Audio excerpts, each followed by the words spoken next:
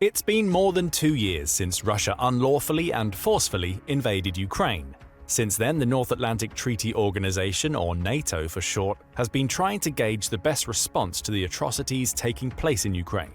For the most part, NATO's initial response left much to be desired, from entirely standing on the sidelines so as not to provoke an all-out war in Europe, to a series of half-hearted measures and ineffective sanctions. Many of NATO's indecisive actions have only emboldened Russia.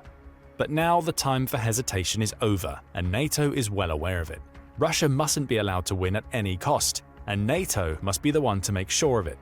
But why? Why is it so crucial for NATO to stop Russia, and why now? These are just some of the questions that we'll answer in this video, so stick around. Let's start with the why part of the titular question. Why must NATO stop Russia? The first answer that should come to mind is the sheer moral imperative.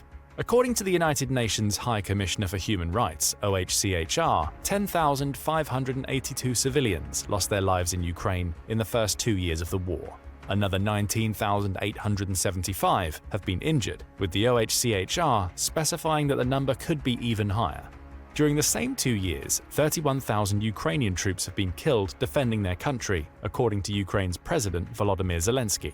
US estimates paint an even grimmer picture, putting the number of Ukrainian soldiers killed at 70,000, with another 120,000 injured. And that's just by August of 2023, not even 2 full years since the invasion started.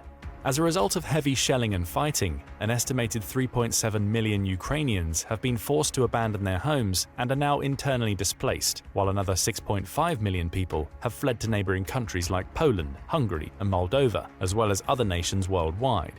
Given the severe hardships many Ukrainians faced during these horrific years, it's no wonder these figures are so high.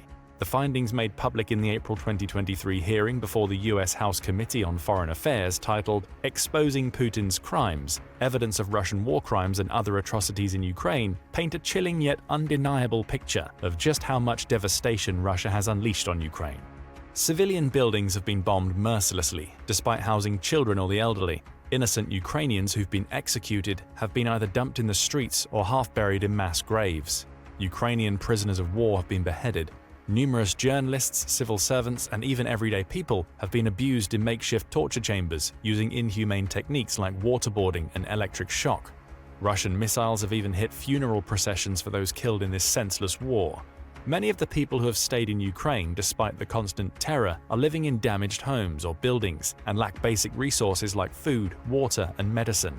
That's why the UN Refugee Agency estimates that as many as 14.6 million Ukrainians need humanitarian help in 2024 alone.